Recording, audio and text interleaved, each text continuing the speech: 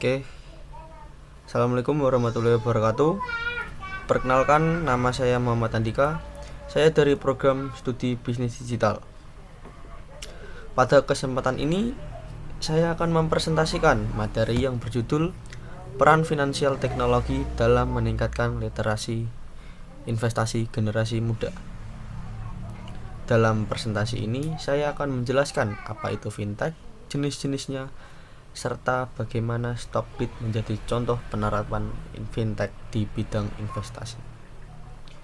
Oke, next. Nah, era digital mengubah cara berinvestasi.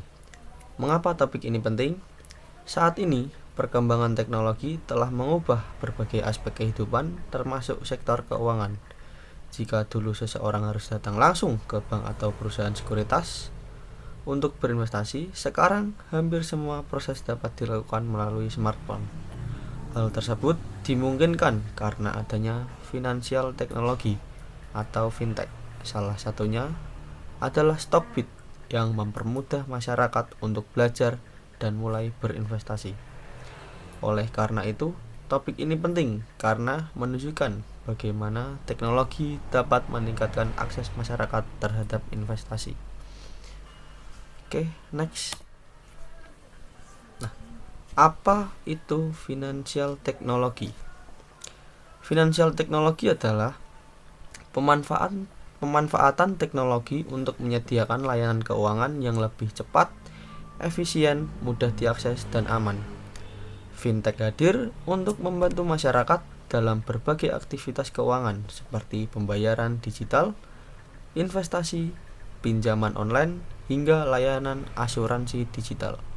Dengan adanya fintech, masyarakat tidak lagi bergantung pada proses yang serba manual. Nah, contohnya ya seperti tadi, pembayaran digital, investasi, pinjaman online, asuransi digital. Oke, next.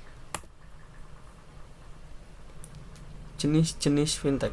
Ada 5 jenis fintech. Yang pertama, digital payment seperti Dana, GoPay, OVO, peer-to-peer lending seperti Modalku dan Amarta, crowdfunding Kita Bisa, dan insuransi seperti Koala, dan yang terakhir wealth tech atau investment fintech seperti Stockbit, Bibit, dan Ajaib. Pada presentasi ini saya akan memfokuskan pembahasan pada wealth tech karena Stockbit termasuk platform yang bergerak di bidang investasi digital. Oke, next. Apa itu wealth tech? Wealth tech adalah layanan fintech yang memanfaatkan teknologi untuk membantu masyarakat dalam mengelola aset dan melakukan investasi. Melalui platform seperti Stockbit, Bibit, dan Ajaib, masyarakat dapat membuka akun investasi, memantau portofolio, dan memperoleh informasi pasar secara lebih mudah. Kehadiran wealth tech juga membantu meningkatkan literasi keuangan karena informasi investasi menjadi lebih mudah diakses.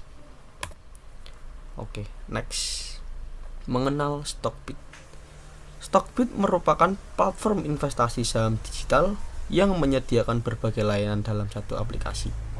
Pengguna dapat membuka rekening saham secara online, melakukan transaksi jual beli saham, mengakses data dan analisis pasar, serta berdiskusi dengan komunitas investor. Menurut saya, keunggulan Stockbit bukan hanya sebagai aplikasi transaksi, tetapi juga sebagai media pembelajaran karena tersedia berbagai fitur edukasi yang membantu investor memahami pasar modal. Ya, seperti kenapa saya memilih Stockbit, ya mudah digunakan, cocok untuk investor pemula maupun berpengalaman, menyediakan fitur analisis yang lengkap, dan yang terakhir itu memiliki komunitas investor yang aktif. Oke, next. Cara kerja Stockbit. Cara menggunakan Stockbit cukup sederhana.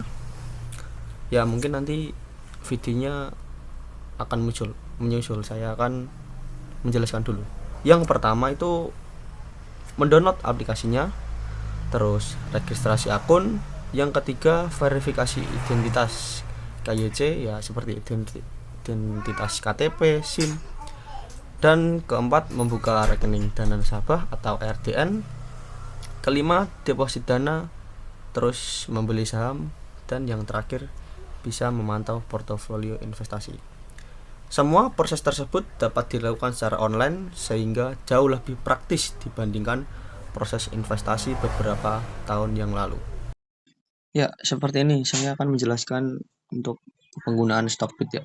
Yang pertama itu download aplikasinya di Play Store maupun App Store. Oke, karena kita pakai Play Store, ya kita cari, telusuri, terus cari aja Stockbit. Nah, terus gambarnya seperti yang ada di PPT. Tuh, karena ini udah download, jadi kita buka aja. Buka. Nah, ini fitur-fitur yang ada di Stockbit. Ada waitlist, stream, search, chart, dan portofolio. Karena ini akan registrasi akun, jadi kita pencet robot yang di atas kiri.